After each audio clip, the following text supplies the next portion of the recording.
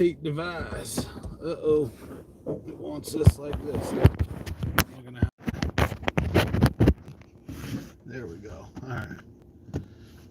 All right, folks. Good morning, good afternoon, good night, whatever time you're watching this.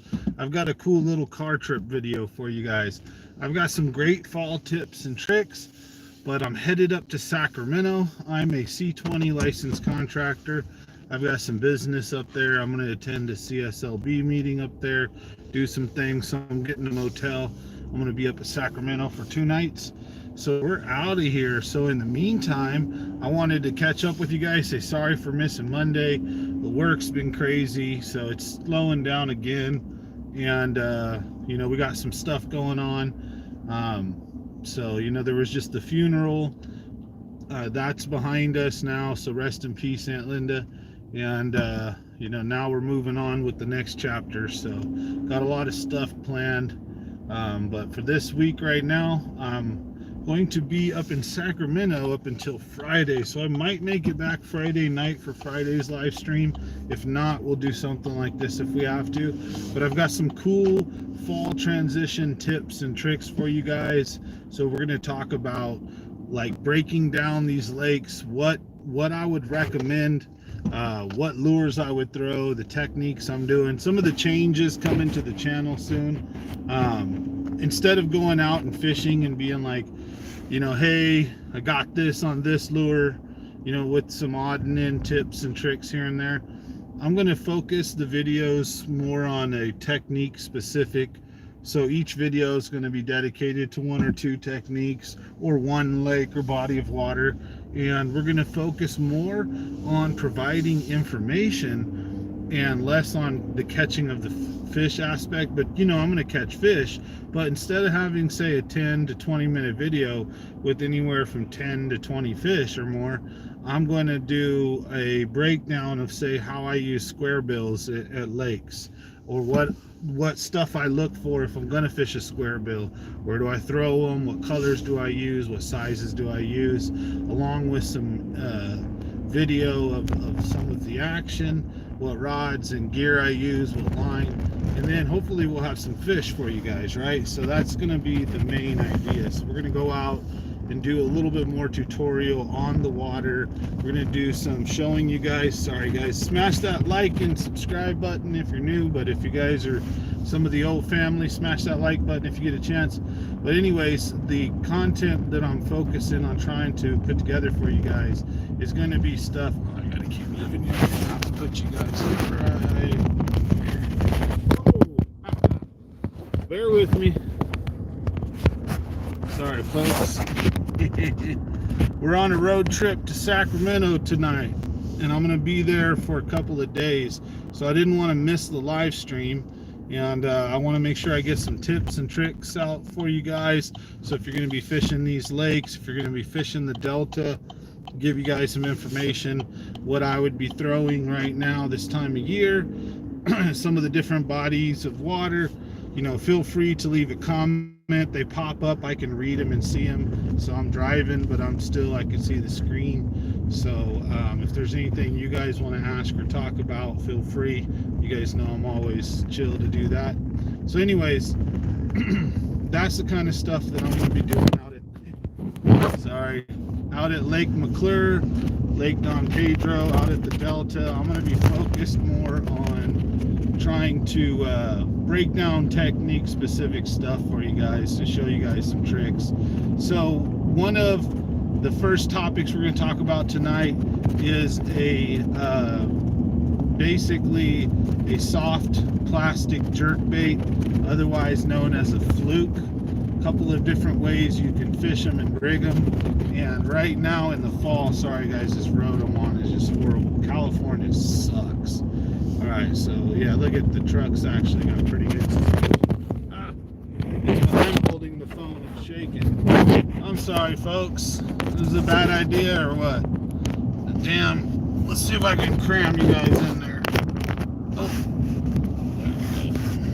Take that off. All right, and scoot over. Let's say right there. There you go. All right, so you get to see my head, hear my voice. Kind of like a podcast tonight. So apologize for missing the live stream in the room like we normally do. So I know this probably isn't ideal. You're clicking on like, what the heck is this? Anyways, I want to make sure that I've maintained continuity, keep putting out stuff for you guys. Hey, what's going on, folks? But I've got a cool video coming out for Don Pedro this Friday.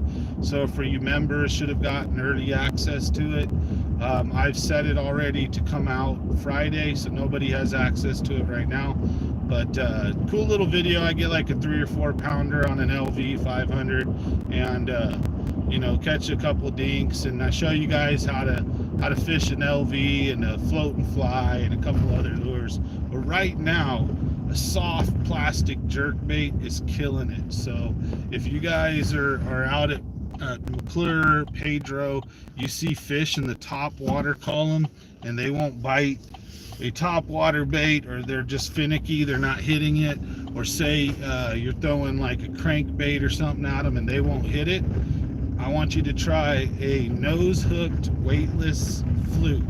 So you could take it like a drop shot hook, a little bit bigger, nose hook it, and just don't have a tag, so you don't have any extra line, so you don't need a weight, and you can just jerk that thing like a soft jerk bait through the water column, and it'll go left to right just like a jerk bait, and it'll slowly sink. If you use a big enough one, you can put some weights in there, nail weight, or just use a weighted swim bait hook. There's a couple different ways you can do it, but a soft plastic jerk bait is a great way right now to catch them at any of the lakes. The Delta is going to be a little bit tougher right now because the striper are running. So the striper and salmon should be pushing into the Delta right now. So a lot of the bass just hightail it out. They go and they try to get the hell away from them. They'll go deep. They'll go and basically hide away if they can to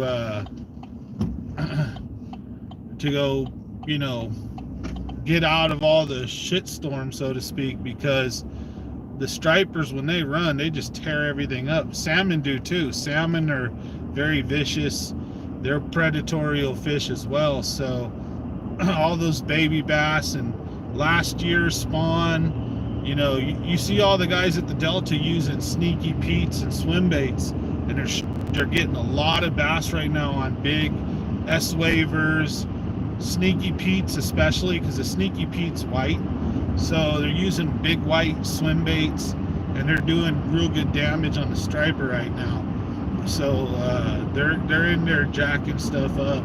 So the largemouth, I really couldn't tell you. I haven't been on the Delta right now, but if I had to put some money on it, I would probably fish in some cuts and coves and docks and places where the bass can also pin bait fish. The big ones will run with the striper too, but I'd go looking in coves and little pull-off areas and get off the main and go in the sloughs and stuff that aren't choked up by striper. You probably find some good bass right now.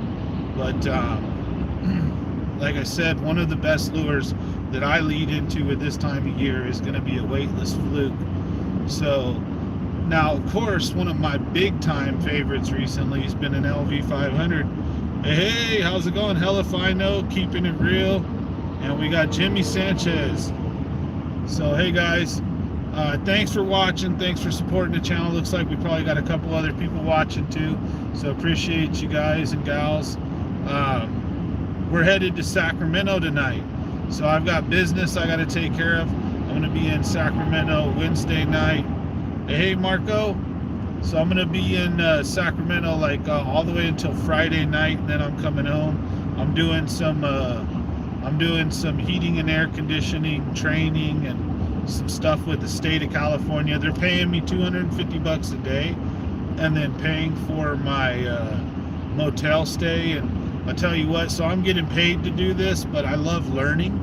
So I'm going up to Sacramento to learn about some of the new rules and regulations and all the stuff that nobody likes to learn about. But at least I'll be up on the cutting edge stuff. Do the same thing with fishing, right? So Yeah, well, I'll be up there. I'll be up in Rancho Cordova. I was thinking about bringing a fishing pole. I'm down to grab a beer, so as soon as I get off, hit me up. But yeah, so that's what we're doing right now. So hey Gerbs. So tonight we're on a mobile. We're doing a mobile live stream. Kind of think of this more of as a podcast. Listen to me chat and talk about some stuff. I can read your comments. I can see you guys. I know all you guys can see is my face. It's hella funny. But I still want to give out as much tips and tricks as I can. I'll put you guys on fish if possible, wherever you're fishing. Right now, the fish are everywhere. They can be kind of tough to pattern and find, but when you do find them, there's huge schools of them. So the name of the game right now, I also want to talk about this. The name of the game is seek and destroy. Find these fish. So don't waste a lot of time fishing in an area that's not producing. You need to be, if you've got the gear. So one thing about me right now, my fish finder's toasted. So I'm fishing old school. So what I'm doing is I'm looking between two different places. Fall transition, they'll start to either push them out to main lake points, where they'll hang out in the winter. So they could be on secondaries, they could be near that stuff, they could be on that stuff. You might find a few early birds or just a few stragglers hanging on some big rock boulder structure. Always a good place to ambush stuff. But if you're searching for this big schools of fish, one of the places you want to check is upriver, in the backs of creeks, in any channel swings, any cuts and coves, any place where the bass can push and pin the bait fish. Now, if you're fishing the mother lode lakes right now, the shad are really small. I'm talking 2-inch, real shiny silver, little 2-inch little shad right now. So they're not really big. Or at least what's getting smashed right now by most of the bass. And then what I see schools of maybe 10 to 14-inch bass that are just smashing all over these shad. I think the bigger ones are going to be underneath the school. I don't think they're the ones coming up to the top. They might be. Otherwise, they may actually be targeting some of the smaller bass. Or other stuff like that. I don't know what the giant bass are doing right now. I can't get on them. So Curtis LeDuc, nice to see you on. Yo, what's up? So we're talking again. I'm on a road trip to Sac, so I want to do a car video for you guys. But anyways, I'm doing the tips and tricks tonight. So we're talking, first one was the weightless fluke. You can use a weighted fluke.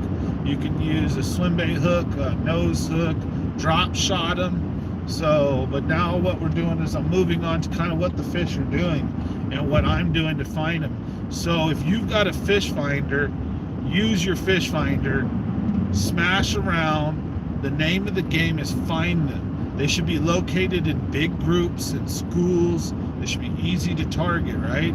So you're just going to need to keep moving until you find them. Now, when you find them, you may have to stay on them for a while, pressure them for a while, wait till they turn on. And when they turn on, you will catch massive numbers of fish very quickly. So you'll have a great time. Then when it shuts off, follow the school. If they disappear, head to the left. If they're not there, head to the right. Try to figure out which way they went. But they could, sometimes they'll stay in a given area and they'll just turn on and off. All you got to do is camp there. So the name of the game right now is seek and destroy. So you got to find them. So if your mother lode lakes, nice, caught a hog today, huh? Glad to hear, dude. Tag me in a Facebook post or something. I love seeing the hogs. I get excited when other people catch fish. Love to see other people catch fish. Share the love of fishing as long as they're not eating them, right? Sometimes they die.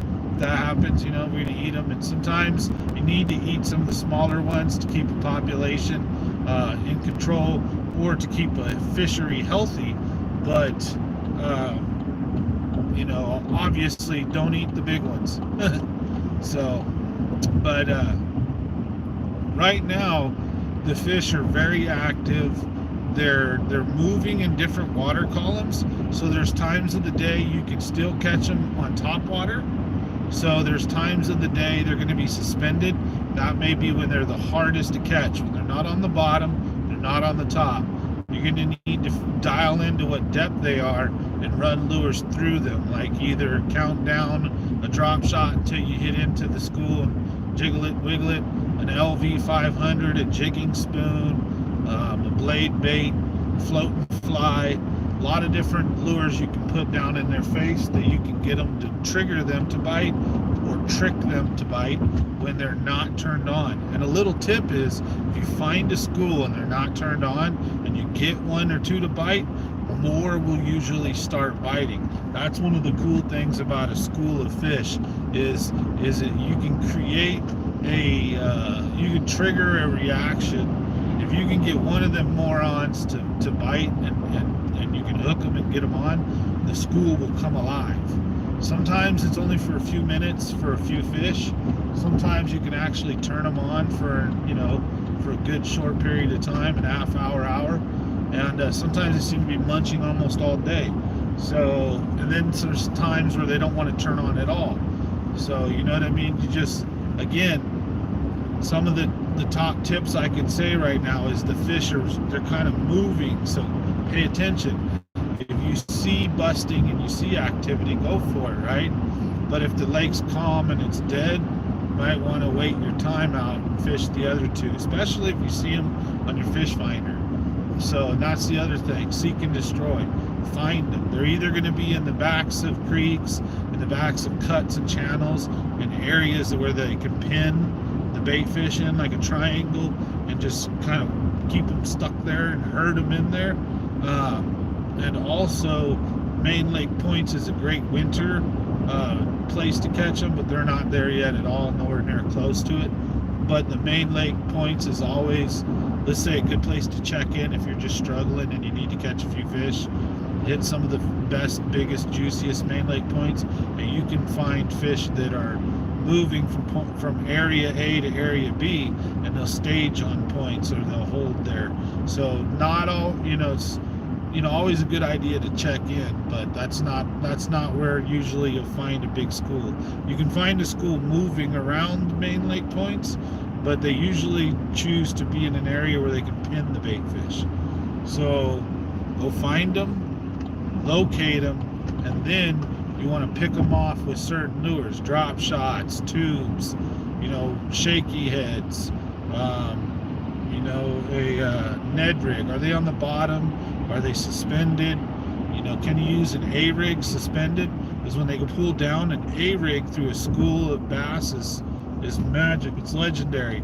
So you can take an A-rig and you can cast an A-rig out, let an A-rig float or sink down to like 40, 50 feet and slow roll it, and then pull it up and reel it in 30 feet and then drop it back down into 40 or 50, and you can move it in different water columns. And an A-rig is a deadly lure to trigger a bite when the bass are schooling up.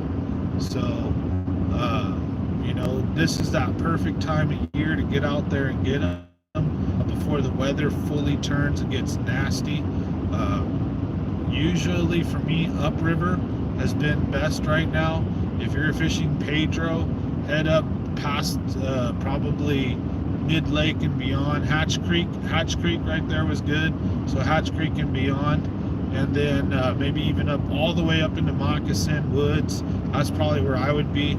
I didn't get a chance. Pedro's so big, I didn't get a chance to really make my way up there because I just was having so much fun fishing upper mid-lake. So I was in Hatch Creek and upper mid-lake by the power poles, by where the power lines go across. And if you're at McClure, there last time I was there was a lot of fish in Horseshoe Bend, and then a lot of bigger fish are in the narrows between Horseshoe Bend and Arnold Bay, and some of that big rock and structure. The pilings are almost all out of water now. So now another couple of little tips I can give you guys. I mean, this is just some of my best information that's general, right? Is always try to remember too, if the lake's dropping, the fish are going to pull away from shore, they're going to suspend, they're going to pull out. If the lake is rising, then they're going to push up and move shallow. So with that being said, you can go around the shoreline and pound it and try to catch some bass, and you'll get some for sure. They're there. But the big numbers, in my opinion, I mean, and I haven't been on them super crazy this fall already, but I've been doing okay. Are they're deeper? They're off more, so you're gonna have to fish at 30 to 50 right now. 25. They're out there. They're not. There's fish shallow, but not as many right now. I see a lot of guys struggling. I've struggled too out at the lakes. And then when you find them, and you have a ton of fun. So, that's again why I was saying seek and destroy, because I spent 2 days at the lake with some beers and a good time just whistling and floating around, but on one day I only caught like 5-6 fish. It sucked. And then the other day I had like 10 or so and didn't do very good. I mean, I had a decent weight, got a bigger fish, but I was more focused on filming for you guys, and I was relaxing with my kid. So I know. And then another trip though, I was shooting around, and I did pretty good actually. But it's you guys will see that one soon. But it's I got a lot more numbers than I did size. But when I find them, I'll find them. Right now my fish finder isn't really working, so I'm pretty screwed. Going to my city. Yep, I'm going to Rancho Cordova tonight. I'm gonna be staying at the Hampton Inn right there. Just gonna hang out. So tonight I'm gonna just go check in and crash, and then tomorrow I've got a training seminar class thing, but when that's over I'm probably gonna go hang out, go somewhere, find a nice place to go get a steak or something and some margaritas, and then go back to the room and chill. And then Friday afterwards I'm headed home, so I'll try to make sure that I make it Friday in time to have a live stream from the actual man. But tonight, wanted to make sure you guys know I ain't forgot about you. We got a big Christmas planned for you guys. I got a present for every member, so I'm super stoked. Everybody's a winner in December. Don't forget, we still got October and November giveaways. So for the members out there, really appreciate you. For the non-members too, I appreciate everybody watching and viewing. I'm driving, and so the screen is pretty. I can read some of the comments. All right, Fort Rock Brewing over there too. Okay, cool. So if you guys comment, I can read your guys' stuff, and then if I can't read it, if you make another comment, it gives me more time to read it, because what it does, I've got it on my cell phone, it pops up and I can see it, and then after about 10-15 seconds it goes away. So but you know what, yeah, a meet and greet would be pretty cool too. I think Curtis LeDuc had said something about like that. I didn't get a chance to read the full thing, but I'm super down with hanging out with anybody. I'm an open, friendly guy. I love fishing and sharing the love of fishing, and I like taking people fishing. I like helping people, so it'd be cool if any of you locals want to meet up and do a meet and greet or a common sense hangout. We'll video it, we'll shoot a video, let me know. Right down the street. Yep, I'll come through to kick it, you know what I'm saying?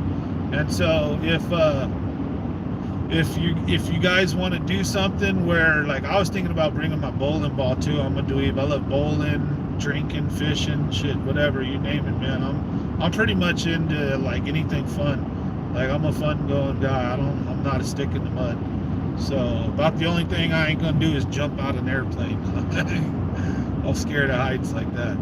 So, but yeah, if you guys are interested in setting something up, I'm super down with doing something where we can do a barbecue or a picnic and get as many people together as we can and do it out at a lake. And we'll shoot it, we'll video, record it and all that, and see if we can get up to some no good, maybe get a couple people to show up with, it's a little late. I was thinking with a ski boat, tug people around in the inner tube and stuff, Maybe we could do that in the bass boats too, but it's getting chilly. So if anything, maybe like, you know, just where we have a campfire or something. Get all bent. S'mores. Anyways, yeah, I'm that kind of dude. I'm cool like that. So, you know, for the local people who are in California, if you're interested in something like that, let me know. PM me or DM me or whatever you want to call it. And we'll set something up to go fishing or do a cool little mini episode with like a bunch of members hanging out. Because I know a lot of you guys personally, so it's cool. I've been fishing with a lot of the members. So, but I can't wait to hopefully get this next week or so behind me and start making some changes. I want to get the boat fixed up so that I can get into tournaments next year. And because I did really good this year. I was outside of the money on every damn tournament I fished, almost. Like I could have won, out of all the tournaments I fished the last 2 years, I easily could have won like probably 50 or 70% of them if I had just not dumped a couple of fish. There was just a couple mistakes. It's fine-tuning everything back in and getting real competitive. That's the thing, is getting myself back into a competitive spirit, into a competitive mode, and having a good time, because you can't be too competitive where you get all freaked out and you know, you can fish too fast, fish, you know, run and gun. There's a balance, you know, you got to fish smart, but competitive though. Try hard and don't be dumb, you know, when you know you shouldn't be. For example, I'll pull up to a spot, right? And I'll pull up to a spot that looks great. And then about 100 yards from me, there'll be another spot that looks juicy. And in between the two spots looks shitty. So what do? I pull up to one spot, and I fish it, and I slowly troll the motor and fish all the shitty shit on my way to the second spot. Wasting hell of time. It's a big no-no in a tournament. If you are on a pattern and you know that the bass are in the backs of or in the backs of creeks or in the backs of cuts, and then don't sit there and fish a big, you know, big old plain stretch of shore in between two cuts. Bounce from one to the other, and when you get to the cut, fish it thoroughly, right? Patterns can change. Be aware for that too. If you're on something and then it just shuts down all of a sudden, don't keep beating the dead horse. Get ready to try to find out what's next. You know, because, you know, sometimes too they just turn off. So you may need to go find a different school of fish that are ready to feed. Because not all fish in the lake are eating at the same time and eating like the same amount, right? So if you have one school of fish that was just been gorging for the last few hours and you pull up on them, maybe they won't bite. You can trick a few, get a few, right? Because they'll damn near eat till they burst. But if you find a school that has been hunting or pinning bait fish and they're just starting to bite, they're starting to activate, or they've been in their little lull and now they're fired up. So, you know, you can always go and find another one. But if you're on a winning school, that's a hard decision what to do. That's tournament tips. We're going to get into that kind of stuff. How I decide, do you leave a spot or do you go and find new? Especially if you know there's fish there, right? You just can't get them to bite, especially during spawn, a bunch of other things. So we'll get into that. We'll show you guys, you know, like how I think critically when I'm tournament fishing. It's a little bit different than when I'm fun fishing. When I'm giving tips and tricks, I'm just trying to put people on numbers, trying to put people on how to catch fish. Sometimes I try to teach them how to catch the big fish, but I'm no Don Mormon. You know, I'm a decent angler. I've got like probably over 15 or 20 over 8 pounds, but only got 4 double digits. I hope to really add to that number in the next couple years. So you guys and gals have got to see 2 of them already. So there was I've been fishing my whole life damn near, and it took a long time. I didn't get my first double digit until I was about 30, I think. Any recommendations on a good fish finder? Mine is old school. It depends on how much you want to break and, like, how much money you're going to spend. So if you're after something very quality and you got the money to spend on it, you can go for a live target. All brands have them now. So there's like Lowrance, I think it's Live Target or something like that. And then you got Live Scope, right? So you got all these different fish finders, and you've got the ones that are so reactive, it's basically you can actually watch the fish swim up to your lure, and you can decide to give the lure a couple of jerks or mess with it. And then if that entices the fish to bite, now you've got something going for you. When you see the next few, you can figure out how to get them to bite.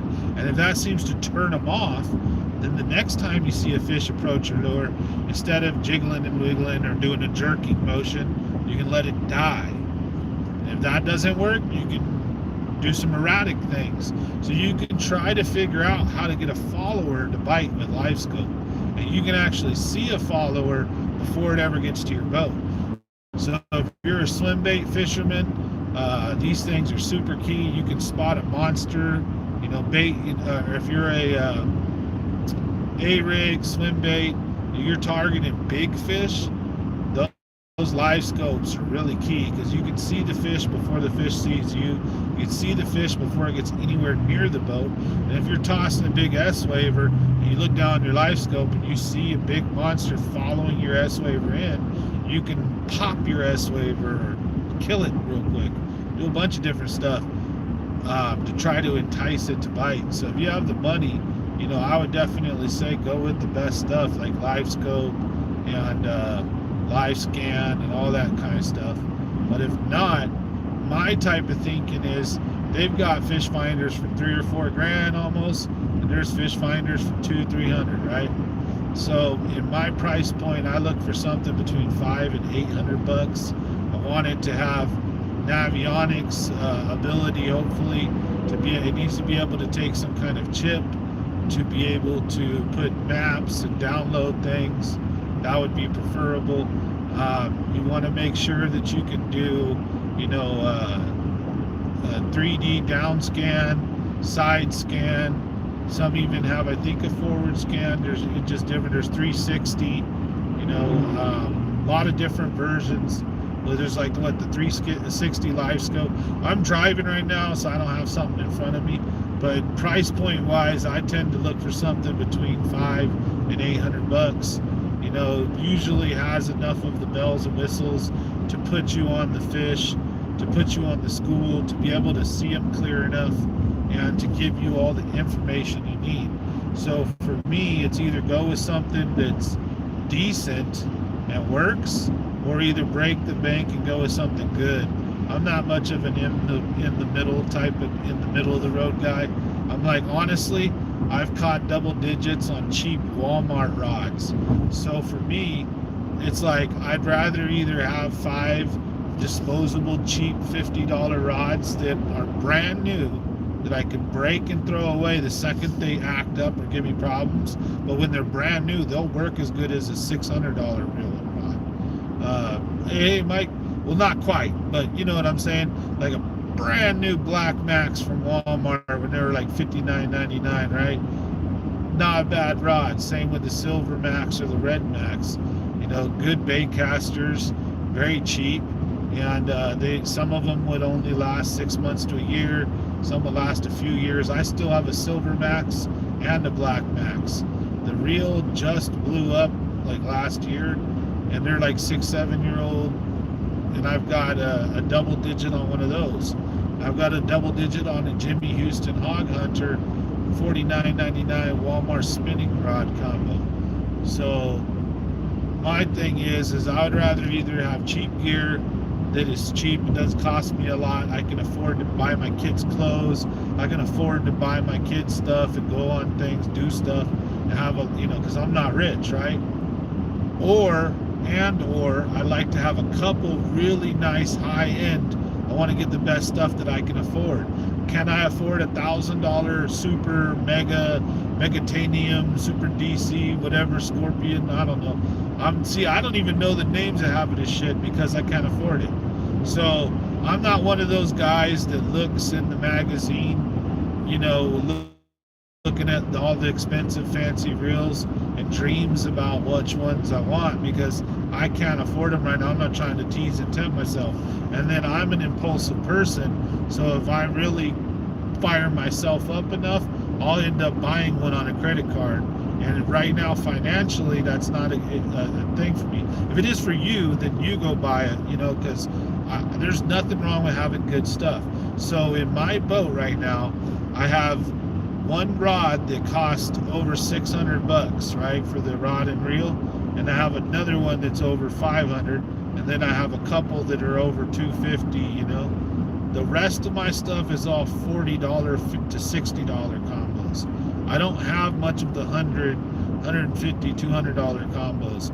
It's either go cheap or go with the best stuff. I don't know. I kind of feel that middle of the road shit. It's like they try to goad you there because nobody wants to buy cheap stuff, but in all reality, the difference between something cheap and middle of the road is usually not that far off. But the good stuff usually is the good stuff. Hence, the term "you get what you pay for." That's a big saying in life that I found out is mostly true. But it also is, can you afford it? So, for example, if you're a young person trying to buy your first time car, you saved up 5 or 10 grand or 2 or 3 grand from working some kind of job, and here you are working at McDonald's or whatever. You could even be a little intern at Google or wherever, but let's just say you're not making a lot of money. It wouldn't make sense even if you got the credit and you got the down payment to go and buy like a really fancy schmancy Tesla or a Camaro or Mustang, max your credit out, and your payment be almost what you make a month, right?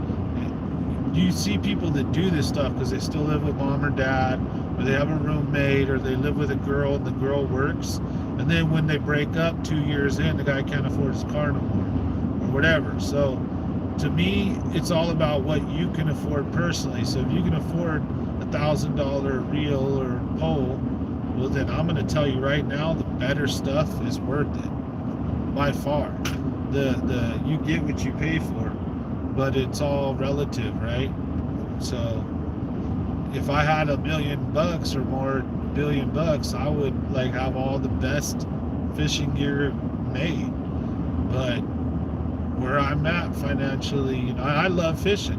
It's one of the most important hobbies and things that I have and do besides my family and kids and my life like that. Like, oh man, fishing is one very important factor.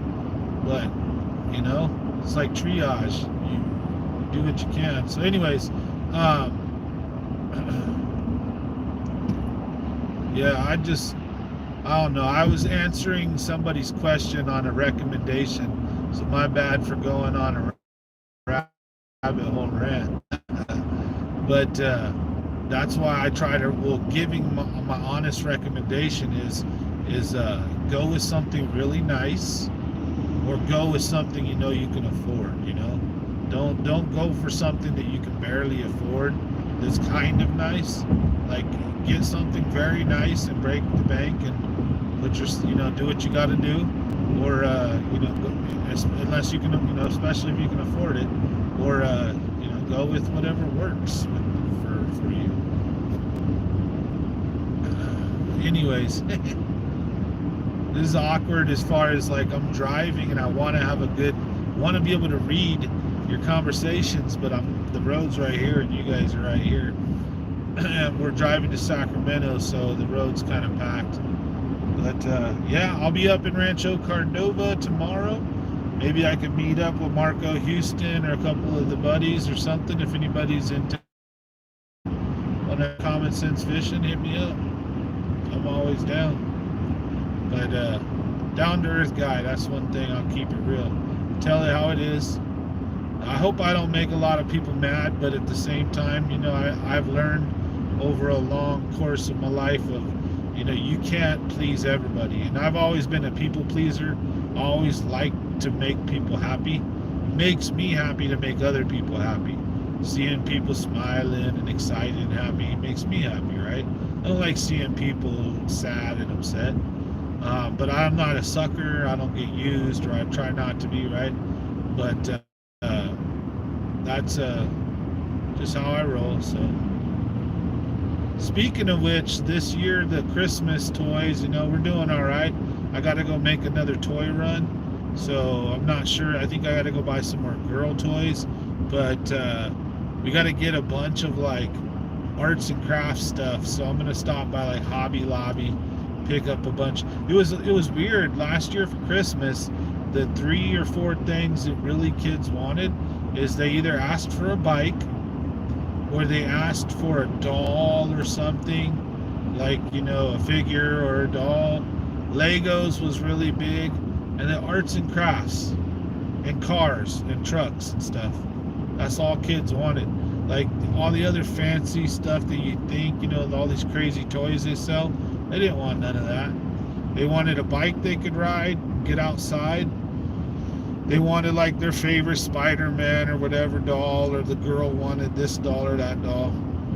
Or the boys wanted like monster trucks or Tonka truck, or like remote control trucks and cars, Hot Wheels, stuff like that. Legos. The girls were into like makeup and arts and crafts stuff and all this and that. So I think I gotta go make a run for the ladies, do some arts and crafts stuff, makeup, and some what do you call it, like cologne, or not cologne but perfume for the ladies, for little girls, something like teenager and under friendly. I don't know. I like to go buy a bunch of stuff, and that way I have everything I need. But then come Christmas, it's like crunch time, so I can't wait, So I'm not able to get everybody exactly what they want, but I try to match like their wish list with what I have. So pretty cool though. Last year we took care of over 200 kids. We'll see what we do this year. We'll post a video like always. We'll put it up, show us wrapping the presents and giving them out and all that. We'll try to incorporate a little better editing and maybe do some fun clips where we snap our fingers and presents magically get wrapped, or where we like fast forward stuff and you can see it, stuff like that. We'll have some fun, play around with it. But just like on the fishing side, on the fishing side, I want to make sure I want to get into some smallmouth fishing, some trout fishing maybe, some catfish and some carp. Really into wanting to do the smallmouth though, and also sturgeon. I'd like to go smack a big sturgeon or two next year maybe. And last but not least, I'd like to do some ocean fishing. And so I want to do some adventure-based fishing, which will take you guys along for that. We'll have some cool adventures. And then the other thing is tutorial, educational-based fishing, specifically towards bass, maybe panfish, stuff like that, maybe striper, but focus mostly on bass, and actually do more videos that are gear specific, what weights, what types of weights, what types of hooks, why on certain hooks I'll bend them out versus other ones I won't, what types of jig, we'll get into all the cool tips and tricks on like what rods and reels I'm using, what action, what power, because I've noticed, I don't really talk about whether I'm using a medium heavy, a heavy, whether I'm using fast action or moderate, whether I'm using fluoro, mono, what pound test. I think sometimes, and I think that's not good. I'm going to change that. So I'm going to focus a little more on putting some technically cool videos together with great catches, but less like fish numbers, if that makes sense. So instead of, like I said earlier, instead of watching a 10-minute video, it's like, here's another fish on a crankbait, here's another fish on a crankbait, oh, check this one out, got it on a, over here, I got it by the dock. I'm going to try to break things down and show you why I fish where. You know, am I fishing the sunny side, or am I fishing the shaded side? For example, in the summertime, I'll usually try to fish the opposite side that the sun's beating up. Sometimes that's where the fish will be. In 500s, LV 500s, you know what? LV 500s are the key. You got it. Right now, specifically, too. But, man, see how easy it is to get me off track? It's just like throw a ball, dog. You know, I'm like a dog. You throw a ball. What? But, yeah, because I'm trying to focus on driving. I'm watching the rear view, watching in front of me, and trying to watch the phone, and then communicate and chat with you guys. So, again, I apologize. I know this isn't probably the most awe-inspiring live stream where I'm just hanging in my car yapping at you guys. But, you know, there isn't all the cool Niner gear and toys and all that to look at behind me. But, picture this, it's the same thing. You know, I'm basically the same, you know, doing the same thing here, trying to give you guys some genuine tips, tricks, and information for the fall bite. Hang out with you guys, chat, talk, and, you know, come along for the live stream on the drive with me tonight here. I'll be approaching Sacramento in the next 20-30 minutes. So we've probably got about 40 minutes left I could do the live stream for. But maybe 9:30 or so we'll get off, something like that. But let me know if you guys have any comments or questions, and I can always I'm thinking about maybe doing like one tomorrow from the motel, or either taking you guys along if I go to get like a dinner or something, you know, invite you guys along and show you what stuff's like. So I don't know, maybe come have some beers with me at the bar or something, right? And we'll talk fishing and live stream from the bar. I don't know, whatever. Call me lame, I'll do it. I don't care. Maybe I get to meet up with Marco or a couple of the buddies or something. But either way, for tonight though, I just want to make sure I'm trying to help put everybody on some fish. So you're at the Delta, you know, drop shotting, you know, getting deep. Crankbaits are really good still too. It's just finding them damn bass. The striper will push them out of areas and kind of push them into hiding in a sense. And the weeds are going to start dying off soon as the night temperatures are dropping. So once that water temperature starts getting below a certain level, a lot of the weeds were already dying in the Delta like 2-3 weeks ago. So I don't know, you know, the Delta, when those weeds start dying off, definitely the bass ain't chilling in there. So they'll be hanging in docks, they'll be hanging in boat slips, they'll be hanging next to cover. But also, if there's a ton of striper in there, bass might not be you know, too keen to hang out. It just depends. And again, sometimes the big bass run with the striper, so I've seen it. Rare, but there'll be a big old mondo running with him. Like, hey, look at that. That fool's confused. He thinks he's a striper. But, you know, the Delta is definitely one of the ones that's a little harder because I haven't been there. But I've been fishing the mother lode lakes the last couple weeks. I can tell you all about those right now. Cook's been smashing them up out there too. A bunch of the guys been having fun with him. I know Jeff Garcia just went out there with him. Looked like they had fun. But I can tell you, it can be a little challenging trying to find fish without a fish finder. It's a little tough. The run and gun technique is definitely what you got to try to work with. And then when you find one fish, there's probably more, but don't sit in a spot for an hour and a half without getting many bites and many fish. You know, get up and move and pattern them. It's real important to pattern them. Figure out when you're catching fish, where are they at, what kind of structure are they holding on to, because you can go around the lake and duplicate that pattern than likely find other schools of fish.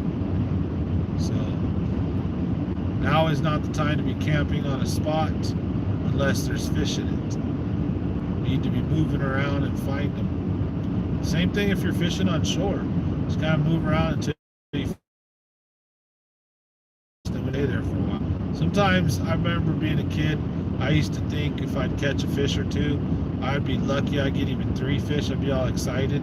Then I'd move to a different spot, like I fished the spot out or something. And then one day when I'm like 19 years old, 20 years old, we're at this spot and me and my buddy catch over 60 fish in a pond at that, but a big giant pond in one little hole about 3 feet wide by 3 feet, you know?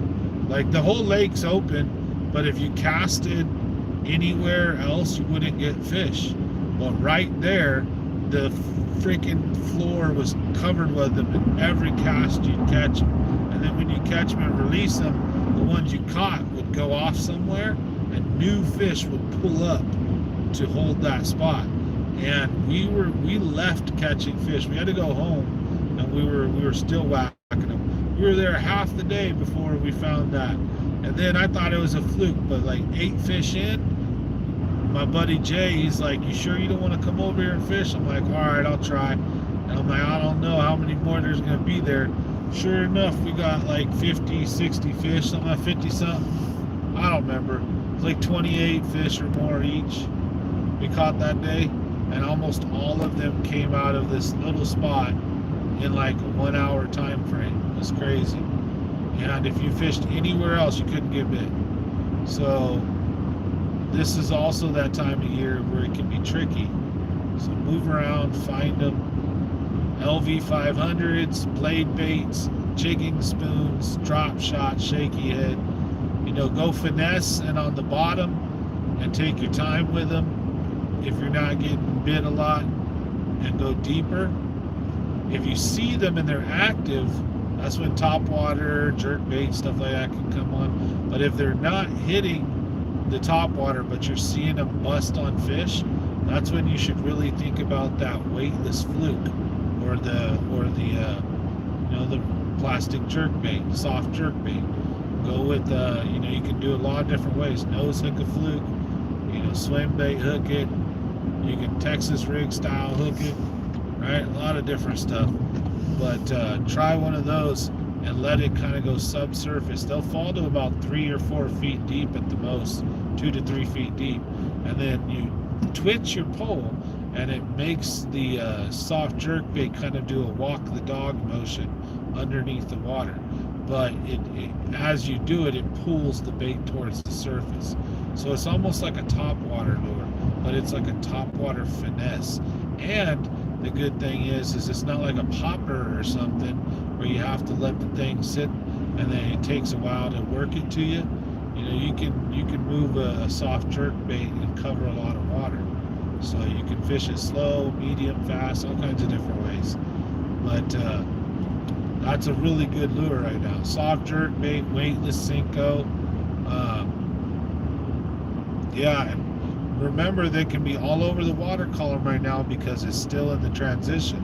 Once the weather stays cool for a while and it levels out though, as it's for sure fall, then top water will almost sure be dead, and the bite will be one of 2 things. It'll either be smacked down on the bottom, like drop shotting, blade baits, LV 500s, jigging spoons will work really good, or they'll lift up a bit and they'll be 5-10 feet off the bottom, which is where you still want to use all those same lures and just kind of yo-yo them or get them off the bottom. Fish finder is going to come in handy for sure, but in the fall they'll kind of sit in one spot and they'll pick bait fish off and they'll just kind of move from the floor to up a little bit to the floor to up a little bit. You won't really see a ton of fish on the surface. The jig is also going to start picking up soon, so you should be able to get a jig bite soon, if not already, you know, but not going to be a ton of fish up shallow. At least that hasn't been my luck. I've been getting them shallow, but more of the numbers have been in schools in cuts and stuff. But as they start destroying these schools and fall starts progressing, you'll get some of these big mamas will start moving up to kind of like sun, and they'll hang out in the shallower water a little bit, especially if the water starts going back up. If we start getting some rain and stuff like that, the fish, as the lake level rises, the fish will start moving shallower, right? And then that jig bite's going to turn back on. So when the lake level starts rising and them crawdad holes start flooding, stuff like that, they'll start coming out.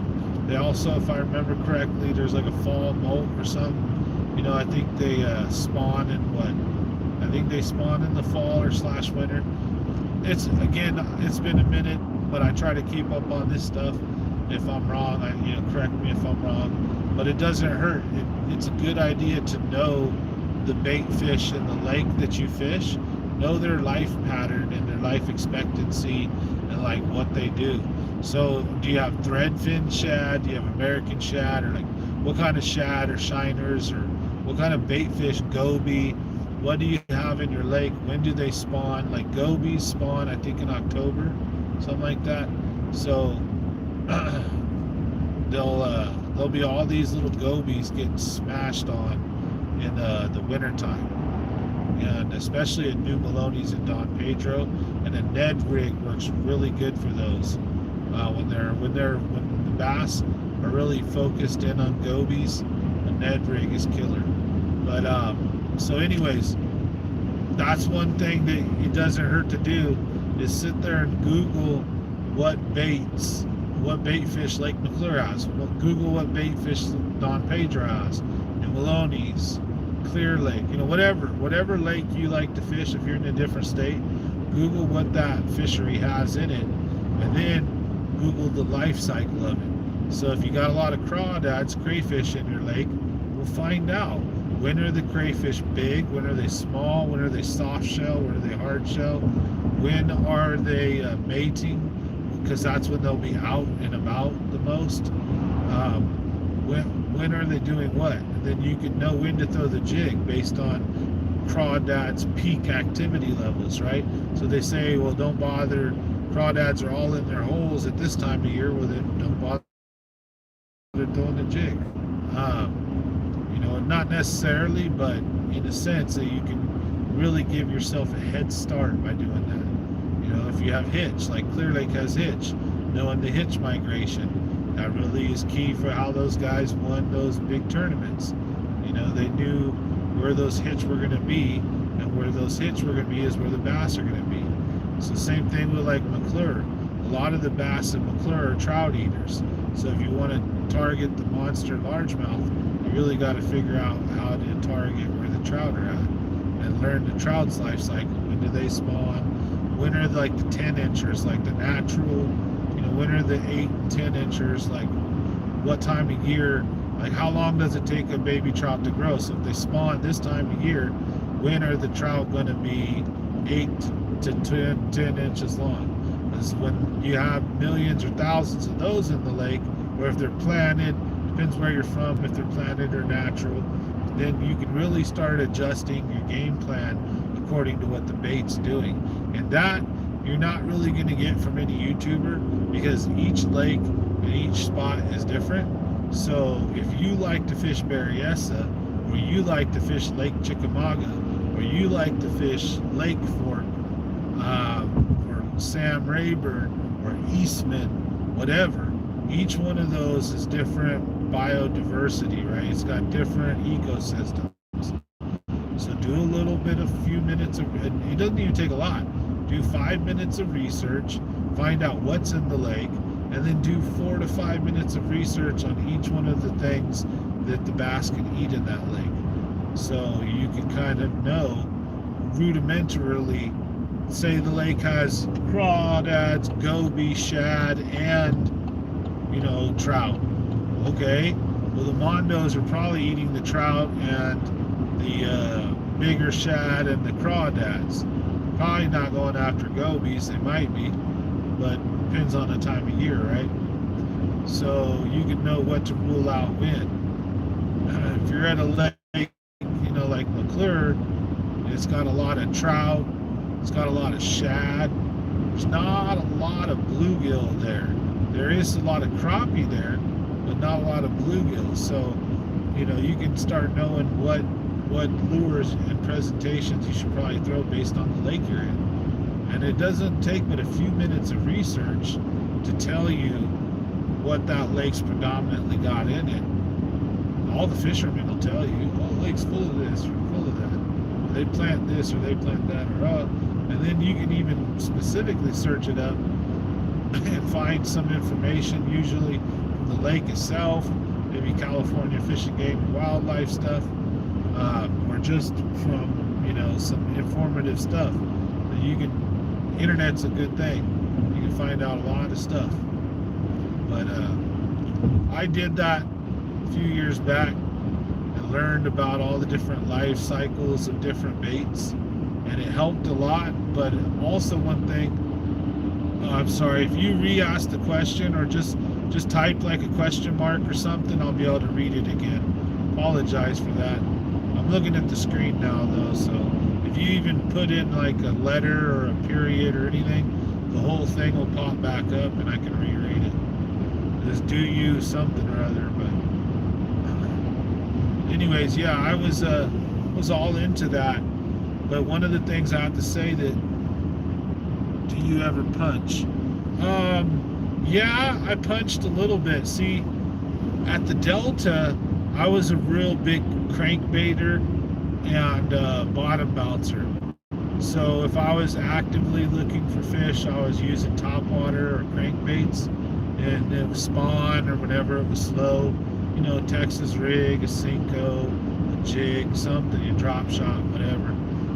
Punching, my gear was never the greatest. Like, I never really had the proper gear for punching, and then like I never really had went and bought the proper weights and all that stuff.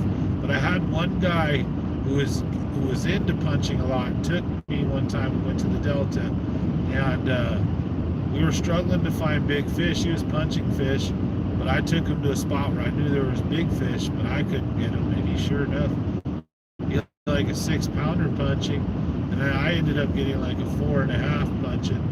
So I've done it, and I've caught other fish punching. Biggest fish I think I've caught was like that 4.5, maybe a 5-pounder punching. But I don't have a lot of experience with it. I've done it, I've caught fish with it. I can tell you that when I punch, the one thing I can tell you is the bite is almost always vicious. The bite is usually never soft. It's never usually a tap. And when I'm punching, the bite is usually very strong. It just grabs that lure, bow, hard. Braid, 1 or 2 ounce weights, right, pegged. And then I've always been taught, when you punch, instead of punching and letting the lure drop through the mat and then fall all the way to the ground, you let it fall through, and then you stop it before it hits the ground. You kind of reel it back up, and then you dangle it within a few inches of the top of the, or bottom of the mat, because the crawdads will hang on to there and the bass will come up and suck them. So you don't want to be like bouncing around up and down underneath the mat. You basically, because if you have to throw a 2-ounce weight through something to get through it, it's going to want to sink like a rock. So as soon as it does, you reel it until it hits.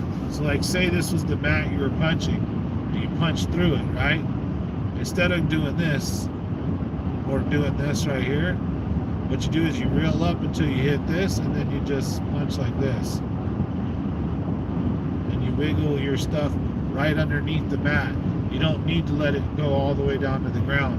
And those fish will come up and pull it real hard. So I mean, yeah, I can punch, and I'm not a punching pro. So be very honest. I'll always be honest with you guys and gals. I'll never lie and act like I know something I don't. I'll never try to act like a pro at something I'm not. I'll always tell you guys truthfully and honestly. That's the only way to do things. Do the same thing with my business, with customers. You know, honest. You take good care of people. You're honest with people. And if you genuinely have a good heart, you do good work, regardless of what it is, fishing, whatever, but you're honest and straightforward with people, the money will follow, the reviews will follow, the likes, whatever business motto or business you have. If you are ethical, honest, and professional, doesn't mean you need to be cheap. But if you are those things, you cannot barely put a price tag on that. When you can rip someone off, but you don't, and that's consistently, like that is something that people will pay premium money to know that they have someone that they're dealing with. And so that's kind of how I approach fishing too. I approach life that way. Take care of everybody, or take care of your family and yourself first, but just be a good person, be honest, and then all the chips usually fall into place afterwards. It's usually when you start messing with stuff, things go haywire, or you over plan. God or whoever, fate, life, whatever you want to call it, loves to throw monkey wrenches into plans. So one thing I've become really good at is just winging it. Just like, let's just do it. Figure it out as we go through. So that's kind of what I'm doing. Sometimes, I wing a lot of these. I just chat, hang out, and chill with you guys. I have subjects usually, but sometimes life gets so hectic, but I want to make sure I don't miss a live stream. But I just wing, So sometimes I find myself yapping for like 10 minutes or 5 minutes, and then I think like, what got me to this subject again? Or what the hell was I talking about? Man. But thank you guys for hanging out tonight, for watching, for supporting. I know this isn't ideal. I would love to have lures here to show you guys. I'd love to have my fishing poles and all my gear. But again, and I know I keep saying it, but trust me, these changes are coming as far as I really want to get out into branching out into some few different things for fun. Not all my videos, but if just a video here, video there, of like ocean fishing, trout fishing, doing some other stuff, sturgeon fishing, smallmouth fishing. And then the format, trying to do more tutorial and actual teaching stuff along with catching fish, instead of just like, here's another fish, told you guys I could fish okay. Oh, I caught like 9 today, yay. Like I want to be a little better than that. So up the game here, smash that like, and I don't know how popular this video is going to be, but share my videos, let other people know. There's a guy on the internet who keeps it real, tells it how it is, gives free stuff away, and also genuine good person. At least I try to be, and help out kids for Christmas, and just I genuinely try to take care of as many people as I can. Life's too short. I get a kick out of helping people and making them happy. I always had. I don't know. I'm a freak like that. If she ain't getting off, I ain't getting off. That's the saying, right? Screw that. Gotta watch traffic. Slowpoke in front of me and a slowpoke on the right. Do you guys hate when that happens? You guys kind of get boxed in, can't get around, and you're like, ah. I'm patient though, so whatever. I don't care. Oh, you guys keeping me awake? Oh, excuse me. Thanks for hanging out with me tonight. I forgot to stop. I was going to grab like an energy drink. Shoot, I don't even need it. I was even going to get a Casper thingamajigger. But, that'll put me to sleep. So, but, yep, we're pulling into... I think we're going to be hitting Elk Grove soon, right? Let me see here. Where are we at? Collier Road. So is it Lodi / No, I think we passed Stockton for sure. So if we go through Lodi, am I pulling into like Galt? I don't remember. I'm burnt out. Used to know this trip by heart. I still know it pretty good, but nighttime's a little different than daytime. I think we're in Galt.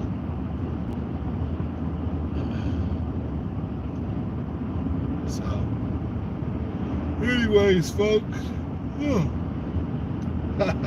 guys gonna save a life. Keep me awake tonight. Keep me talking and chatting so I get to Sacramento safe. and then we'll sign off. Tell you sayonara and see you guys on Friday. Don't forget Friday morning, my fall transition video at Don Pedro's coming out. So I take you guys around a couple of places in the lake. I break down a specific technique that I've got. I show you guys how to use an LV 500 my way. I do a good 5-minute tutorial and demonstration on it, breaking down the equipment, breaking down what I'm doing and why. And then I have a weird way of fishing it, so I make fun of it, whatever, but it works. So if you want to try it, you know, feel free.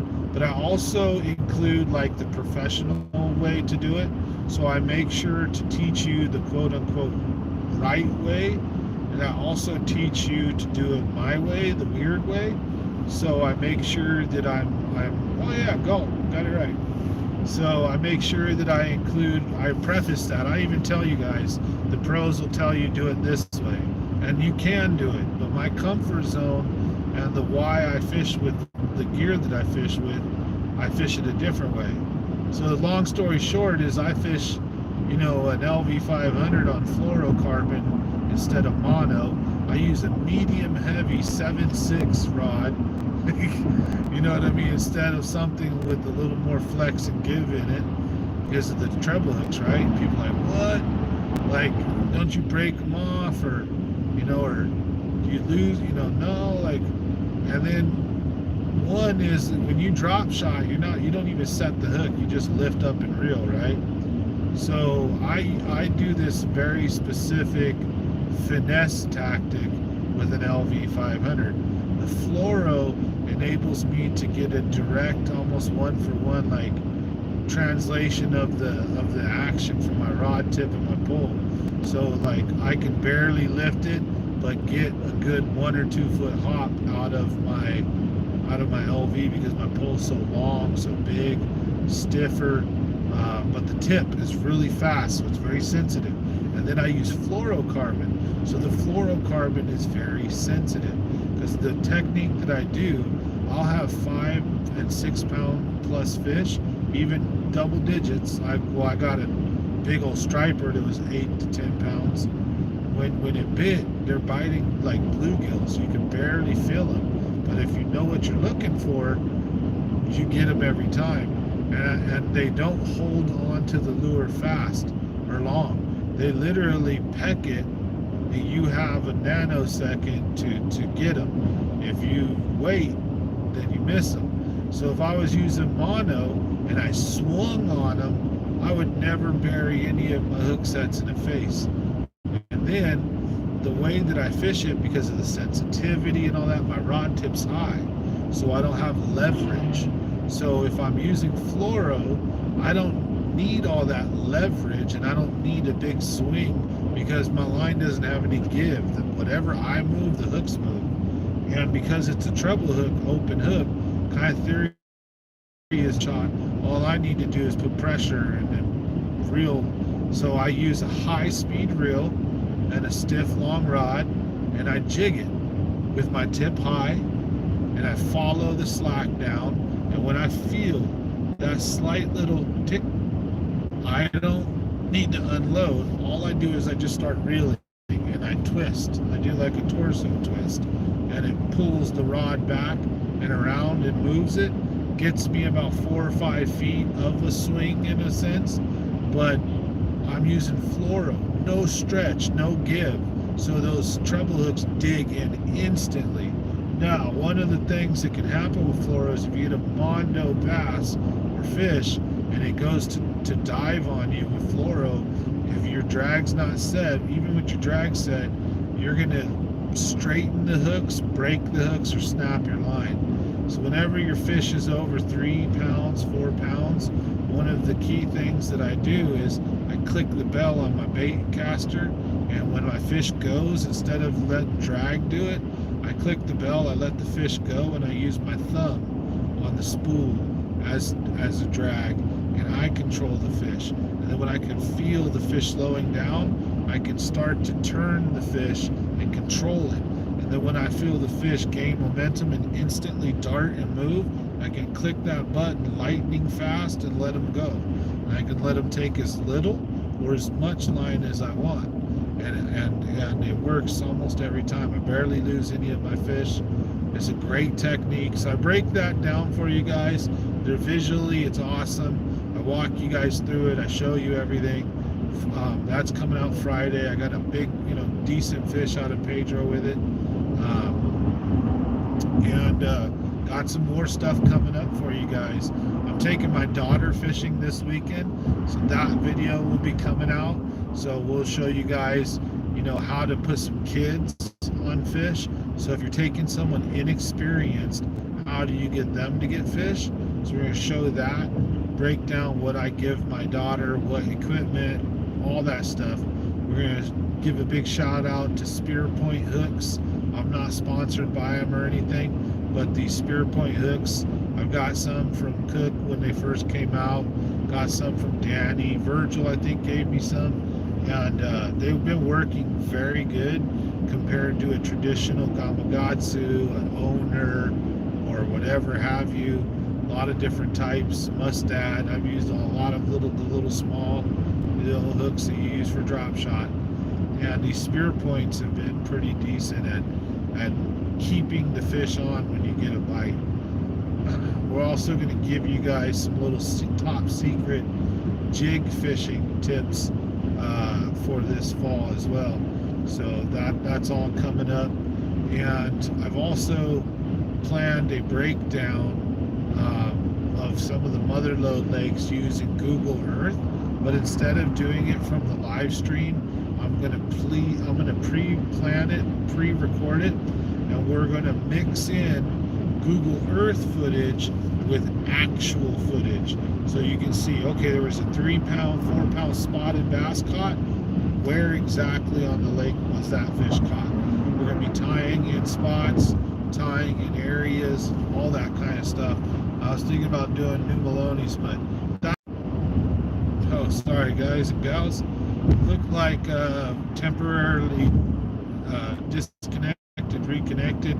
I'm driving on the freeway going like 70, so connection might be a little spotty, but thanks for hanging out, chilling with me for tonight, getting me to Sacramento safe and sound. And like I said again, don't forget, all you guys, members, everybody gets a gift from me this Christmas. I'm a big happy Santa Claus type of guy. I love giving stuff away on Christmas. I love giving toys out to the kids. And so for all my supporters and members, I've got a very special gift for you guys. So we'll make sure you guys get that. So stay tuned for that. We got our October and November giveaways coming up. And also, remember, when you do see my videos, for the supporters out there, the biggest thing you could do, I ask you this humbly, the biggest thing you guys could do to help my channel grow is just leave a comment on my videos. Not necessarily the live streams, but if you see my regular videos, my uploads, or you see my live streams later, leave a comment on the actual video itself, because once it's not live, then it's like almost like it's resetted, and then it goes up like a regular video and people can watch it later, right? But sometimes I'll have videos with a couple hundred views and only a few comments. What really helps YouTube push these things is the fact that people interact with them. So if people are commenting on the video, YouTube will push it to more people. And then when people are watching the video and they see a bunch of comments, they're more inclined to leave a comment. But if they're watching the video and there's no comments, they may not feel the need to leave one. So all these, those little things, they help a lot. I appreciate every one of you guys. So if you get a chance, when you see one of my videos pop up, just say hi, come in, hey, nice video, something like that. I know I'm asking for a lot. I apologize. But, hey, figured closed mouth don't get fed, so I figured I'd ask. no requirements or anything. But hey, that would be cool. But if not, either way, this is still a cool little 2 years this has been for me. You know, not quitting my job. Actually, I got fired for telling the truth, but I was so ready to quit that I basically like asked to be fired. And started my own business, started my own company, started my own YouTube channel, and here we are. So I look forward to another 2 years, maybe another 20 years. Who knows? Hopefully we can grow this into something special. So smash that like, subscribe if you're new here, share the video. But the biggest thing you guys can do is comment. We're just passing through Elk Grove now, so. Oh, thanks, Gerbs. Yeah, I've got a lot of videos now. I've got 280 or 290, almost 300 videos now. We got catching cooks. We got fishing on the river, floating in rafts. We got me fishing on shore, carp fishing, trout fishing, fishing with my kids, fishing with Nick the Informative Fisherman, fishing with Ryan Cook, Matt Frazier. Done a bunch of tournaments that I almost did good in, and then stupid decisions usually shot myself in the foot. But a lot of cool videos, got some double digits, a lot of fun stuff. Oh man, the first few years too, yeah, for our first year and a half, McClure was on fire. I had some videos, top water videos of McClure where the water looks like it's boiling. There's one particular video called Top Water Destruction, and there's a second part to it, which is basically the same video, but the real full day, while one's kind of meant to be like a teaser. And I remember pulling into Cotton Creek in McClure Point, and it's like the first hour of the day, and I'm just like expecting to catch all these fish and all excited. The weather's all like warm but rainy, but like light rain, barely sprinkling, just perfect weather, springtime, spawn, pre-spawn. And saw the one with the buddy falling in the water. Yeah, my buddy fell in the water I think twice now, 2 or 3 times. I think in 2 or 3 videos. In one video someone jumps in the water, and then I think Jeremy fell in the lake twice. But for sure the one where he fell in Don Pedro, gosh, it was hilarious. Where we have Anthony with us, and we're calling him Bald Bull. So it's me, Jeremy, and Anthony. And everybody gets all drunk. I'm not really drunk, but they're wasted. And I had a few beers, but they're wasted. Jeremy falls in, loses his phone. That one's hilarious. There's a part where he's like licking his forehead, looking like I got a still frame of it. So yeah, I've done a lot of different formats too. So it's cool. I like getting feedback from you guys. Bald Bull from Tyson's Punch Out. You know it. That's exactly where we got it from. And I love Anthony. He's a cool dude. So no being negative to him or nothing. It's just that's the nickname that we gave him on the fly. Like I didn't. Here's the story of how it went. I don't think nobody's ever called him that. So we're out at the lake, and those 2 dudes are getting shit-faced drunk, right? So they're drunk out their gourd. And and so, you know, Anthony, or Bald Bull, started like antagonizing Jeremy and like making him upset about something, but like in a joking way. So Jeremy, when Anthony wasn't there, has said some shit like, "This Bald Bull motherfucker," oh, pardon my language, I'm lying, right? "This Bald Bull mother effer," right? So I'm like laughing. I said, "Oh, that's the funniest shit ever." I go, "He hella looks like Bald Bull." We were doing the whole ooh when you punch Bald Bull in the stomach, and then he goes and he like makes that O face, and then he goes side to side, and he dun dun dun dun dun dun. You know, the the Little Mac music. So when he came out, like we went to Fleming Meadows to get burgers or something, and when he came out of the store, I started singing the Mike Tyson's Punch Out theme song to him, like just the beat, you know, dun dun dun. And Jeremy started laughing. He knew what was up, and I told him like nobody had said it out loud, and I just was like, "What up, Bald Bull?" And Jeremy just started bawling, laughing, like he couldn't believe I had the guts to say it. So once I broke the ice and said it, we were calling him Bald Bull all day. Now it sticks. That's his new nickname. I lovingly call it to him every once in a while now. I don't want to pick on him, so I ain't say it all the time. But he's a cool dude, so what's cracking? Telling a little story. I'm on my way to Sacramento. So I'm driving up to Rancho Cordova. Going to do some stuff with the state of California for the Contractor State Licensing Board. So I'm staying up in a motel. Going to be doing some training, some seminar BS. And then, well, they're paying for it, so I'll take it. Plus, I like learning cutting edge new stuff. But yeah, we're talking fishing. So this whole video, I've been trying to give some genuinely good tips and tricks. Last 20 minutes, we've just been chatting, having a good time, joking. So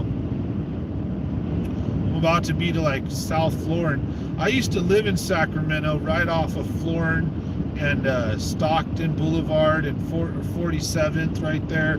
I used to go to Luther Burbank High School. I lived in the ghetto back in the days when I was a kid.